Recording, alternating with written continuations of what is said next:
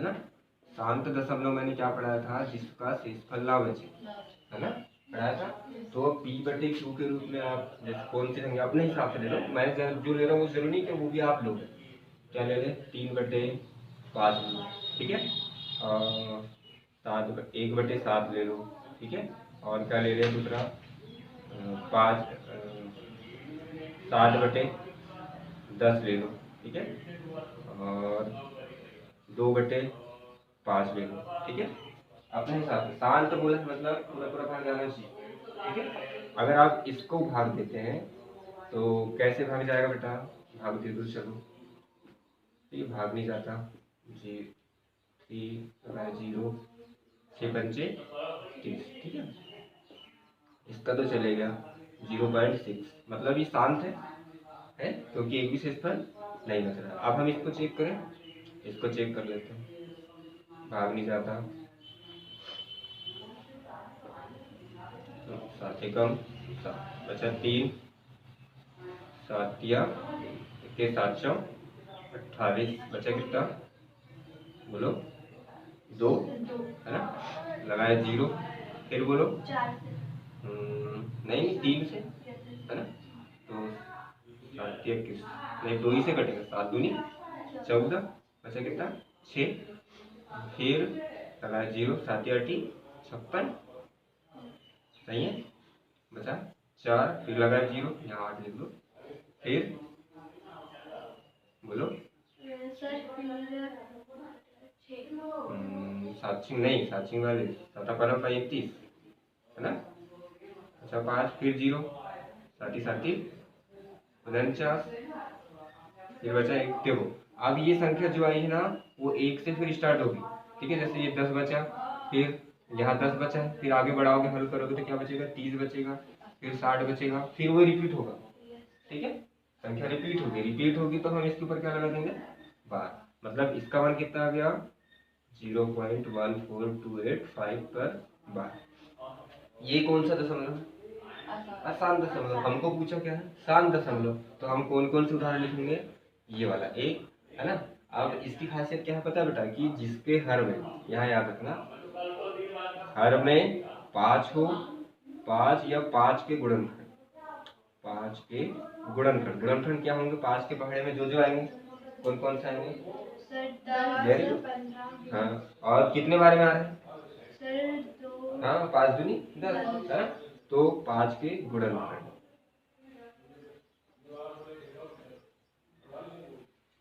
तो यहाँ पर देखो ये है, और कौन सा ले लें, यहाँ ये 15 भी आ सकता है ना, तो ये आपको सिर्फ एक आंसर में ये लिखना है, क्या लिखोगे, हर में 5 या 5 के गुणनखंड हो, तो कौन कौन से आ जाएंगे, 3/5, और इसको नहीं लिखना है 7/10 और 2/15, और भी लिख सकते हो, और क्या लिख दोगे उदाहरण के लिए 20/30, क्योंकि इसमें भी चले जाएगा 5/30 चले जाएगा, बस यही आंसर लिख देना, ठीक है। ये मैंने आपको समझाने के लिए लिखा था, अगर लिखा था तो समझाने के हिसाब से लिख सकते हैं। आया समझ में कि एक बार समझाए, एक बार समझा, है ना। तो आपको जो पूछना है मेन चीज की उसने P/Q के रूप का एग्जाम्पल पूछा है ना, तो P/Q में आपको ये देखना है कि शांत दशमलव कौन कौन से आते हैं, तो हमने चेक करा, हमने देखा कि जिसके हर में 5 है, यहाँ 7 है तो ये अशांत हो गया, है ना, जिसके हर में 5 है 10 है, या जो 5 के गुणनखंड है, ठीक है, वो वाली संख्या क्या हो रही है शांत, है ना, भाग देने पर क्या आ रहा है उसका शेषफल नहीं आ रहा, तो शांत हो रहा है, और जब भाग दे रहे हैं जिसके हर में 7 है तो वो संख्या रिपीट हो रही है, तो वो क्या रही अशांत, तो हमको पूछा उसने शांत के उदाहरण, हमने क्या लिख दिए शांत के उदाहरण, ठीक है, बस लिख। ऐसी 3 संख्या लेना है जो अनावर्ती या वो अशांत को बोल रहा है, ठीक है, तो हम अपने मन से ले लेते हैं, देखो ये 0 पॉइंट पहले तो ले लेते हैं 1, ठीक है, रिपीट नहीं होने वाली अनावर्ती अशांत दशमलव संख्या कहलाती, तो 1 के बाद क्या लगा दें 0 1, ठीक है, फिर या फिर ऐसा भी लिख दो 1 के बाद 10 100 1000 10,000 कॉमन लगाना, ठीक है, लाख 1 लाख। ये संख्या समझ में आई या फिर ऐसा कुछ? चलो 10, 100, 1000, 10,000, लाख। अब उसी के बाद और एक संख्या क्या आ सकती है? हाँ, जो रिपीट ना, अरे तो ये देखो, ये तो 0 वाली होगी तो 1 वाली ले लो, है ना? तो 1 में क्या आ जाएगी? 10, 100, 1000, 10,000, 1 लाख। ठीक है। अब और एक लिखना तो 2 लिख दो। ठीक है, यही संख्या लिखना। तो ये ही, क्योंकि देखो ये इसमें भाग जा रहा है क्या, पूरा पूरा ये। जब मैंने आपको बताया था कि ये अंदर जाते बढ़ते जा ये बहुत बढ़ेगा। 10 है, 1 लाख के बाद क्या आएगा? 10 लाख, फिर करोड़, मिलियन, है ना? यानी तो आपको क्या रखना है यार कि ये संख्या क्या है? अनावर्ती आसान।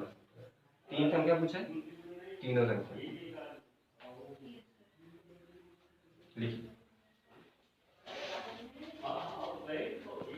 करेंगे 5/7 और 9/11 के मध्य 3 अपरिमेय संख्या कैसे निकालें बेटा? इसको हम भाग दे के देखते हैं ना। चलो भाग नहीं जा रहा है, 0, 0 लगाए, पॉइंट 0 कितना जाएगा बेटा? साथ ही 49। बोलो 1 बचा 0, 7 एकम 7 बचा कितना? 3, 7 चौ 28 बचा कितना?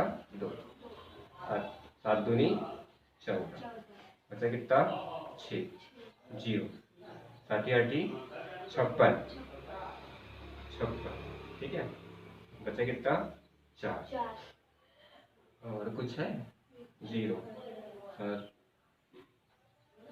7 35 बचा कितना? 5, फिर 0 साथ ही देखो, फिर ये संख्या रिपीट होने लगी। देखो 7 आएगा, फिर 1 आएगा, फिर 4 आएगा, फिर 2 आएगा, फिर 8 आएगा, फिर 5 आएगा। तो ये रह गया, बाहर लगा दी, क्योंकि ये नहीं कटने वाली, ये संख्या रिपीट होगी। तो ये आपका निकल के आ गया इसका मान कितने का? 5/7 इज इक्वल टू आ गया 0.71428 पर बार। अब सेम हम इसी को भी वही रूल अप्लाई करेंगे जो इसके लिए किए हैं, है ना? तो कर देते बेटा इसके लिए, कहाँ कर दे? यहीं कर देते हैं ना, इधर 9 को 11 से भाग लो, नहीं जा रहा है। चलो बोलो 11 8 88 बचा 2 लगाए 11 एकम 11 बचा कितना? 9। फिर देखो 9 आ गया, मतलब फिर 0 लगाएंगे तो फिर वही संख्या आएगी। तो फिर क्या करते हैं बोलो? 9/11 इज इक्वल टू 0.81 पर बार। चलो अब हमको ये पता चल गया कि इन दोनों के मध्य में कितनी? 3 अपरिमेय। तो अपरिमेय संख्या कैसे निकालेंगे? देखो यहाँ पर कितना बेटा? 71 है ना? तो 71 को कैसे लिख सकते हैं? देखो हम यहाँ लिख देते हैं आपके लिए 0.71, ठीक है। 71 हो गया, या फिर आप 72 ले लो। 71 है तो हम 72 ले लो, ठीक है। फिर 72 720, जैसे हमने 1 0 लगाते, फिर 72 100, फिर 72 कितना बोला? 72,000 हो गया, है ना? ये ऐसे चलते जाएगी।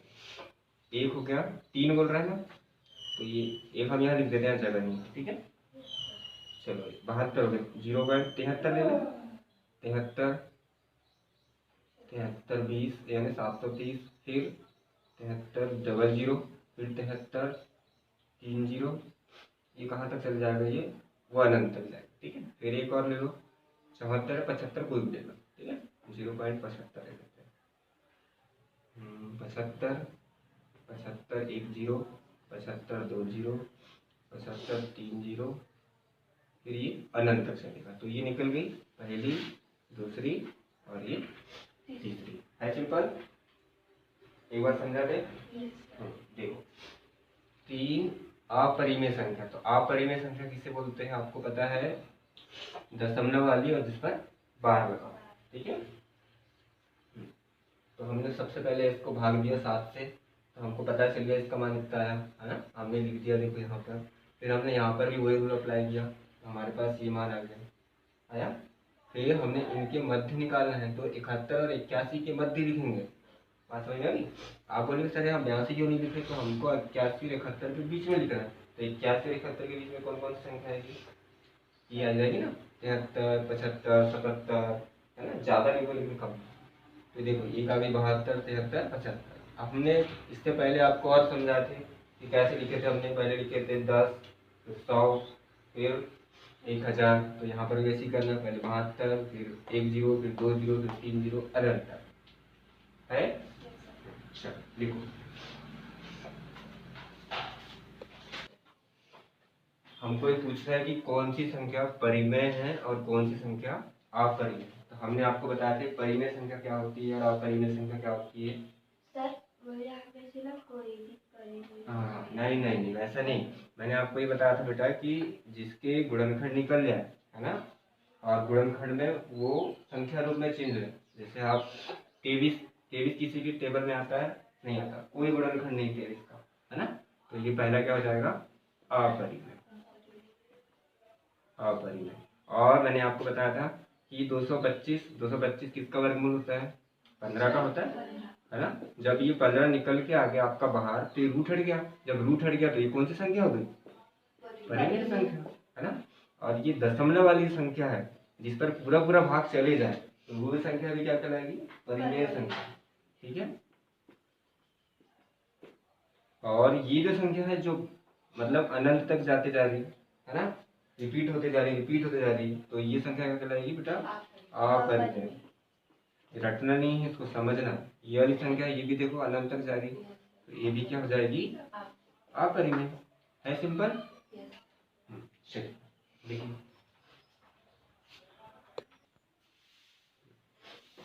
सबसे पहले तो आवर्धन क्षमता मतलब आपको क्या करना है, जूम करके देखना है ना।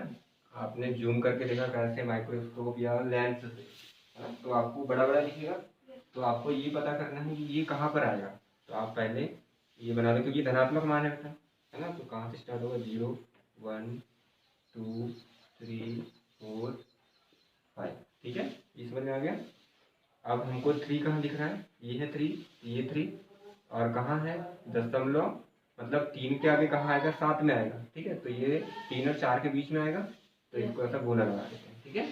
और यहाँ क्या लिख देंगे अभी, 3.765, या फिर अभी 3 ही रखो, ठीक है, 3.7 रखो, चलो, या अभी आप 3 ही रख दो, 3 और 4 के बीच में है तो, ठीक है। चलो नेक्स्ट देखो, फिर एक और बना देते हैं। अब 3 और 4 के मध्य है, तो 3 और 4 लिखेंगे, आया समझ में। अब 3 के बाद क्या आएगा, यहाँ पॉइंट 0 लगा देते हैं, 0 से स्टार्ट होगा, जैसे ये 0 से स्टार्ट हुआ, फिर ये क्या होगा, 3.1 होगा, ये 3.2 होगा, 3.3, 3.4, अच्छा ये 4 आ गया है, थोड़ा दूर करना था ना, चलो 3.5 पूरा जाएगा लास्ट तक। चलो अभी तो ये समझ जाओ आप कहाँ तक जाना है हमको, 3.7, तो अभी 5 ही आ रहा है ना, 3.6, 3.7, और थोड़ा आगे बढ़ेगा तो इधर हम बढ़ सकते हैं, 3.8, 3.9, और ये 4 आया समझ में। ये जो सेंटीमीटर वाले रहते हैं, जो एक एक रहते हैं, 1 से लेकर के 0 के बीच में जो डंडे लगे रहते हैं, वो है 0, 1, 2, 3, तो 3 और 4 के मध्य है, 3 और 4 के मध्य, ठीक है। अब ये देखना है यहाँ पर सबसे पहले 7 कहाँ है, ये आ रहा है, और 7 के बाद 6 कहाँ आएगा, आगे आएगा, है ना। तो ये जो है, और ये 3.8 और 3.7 के मध्य, यानी इन दोनों का गोला लगाना है, जैसे ये गोला लगाया मैंने, आया समझ में। और फिर थोड़ा सा आपको मिटाना पड़ेगा, चलो इतना लिखो, फिर बता रहे हैं ना। अब हम लेंगे बेटा, हमने ये दो लिए हैं ना, और ये यहाँ लिख दो पहले 3.7, और इधर लास्ट में 3.8, तो ये कहाँ से स्टार्ट होगी, ये समझ जाओ कि अब ऐसा है, 0 है, तो 37 पॉइंट, मान लो 1 आएगा, यहाँ आएगा 372, 37, 3 3 7 4 3 7 5 3 7 6 3 7 7 3 7 8 3 7 9। ठीक है, अब आपको ये देखना है कि 7 वाला हो गया तो 6 कहाँ आएगा? 6 आना चाहिए ना, कहाँ आएगा बेटा? 7 के बाद 6 कहाँ आ रहा है? देखो 7 के बाद 6 आ रहा है, आ रहा है, तो हम कहाँ से कहाँ लेंगे? ये दोनों लेंगे। अच्छा, और यहाँ पर ऐसा कोई भी निशान लगा, फिर इसके बाद हमको और 5 तक जाना। तो अब देखिए कहाँ से कहाँ बोला बेटा ने? 3 7 6 से 3 7 बोलो 7 है। आप क्या करते हैं, इसके बाद 0 लगा दें, फिर 3 7 6 0 1, ये 0 के बाद 1 लग गया। 3 7 6 2 3 7 6 3 3 7 6 4 3 7 6 5 3 7 6 6 3 7 6 7 3 7 6 8 3 7 6 9। कहाँ तक जाना है हमको? 6 के बाद 5 कहाँ दिख रहा है बताओ? 6 के बाद 5 ये आ गया। तो ये वाला हमारा होगा एक्यूरेट मान। अब 2 मान नहीं आएंगे क्योंकि देखो ये आ गया 3765 आ गया। तो हमको दूरबीन से ऐसे 3 बार लिखना पड़ेगा। एक बार कहाँ से? ये फर्स्ट, ये सेकंड, ये थर्ड, ये फोर्थ टाइम लिखना पड़ेगा। आया समझ में? है ना? बस ये आपको याद रखना। यहाँ पर आप कोई भी नाम ले लो, ए बिंदु या पी बिंदु। एक बार समझाए ना? सबसे पहले तो आपको ये 3 वाला देखना है ना। 3 कहाँ पर आएगा बेटा पूरे ग्राफ में? यहाँ पर, है ना। अब दशमलव के बाद 7 है तो मतलब उससे बड़ा मान होगा, है ना। तो 7 कहाँ जाएगा? अगर हमने पेपर पर ट्राई किया तो 1 2 3 4 5 यहाँ तो 4 के करीब आता, तो 3 और 4 दोनों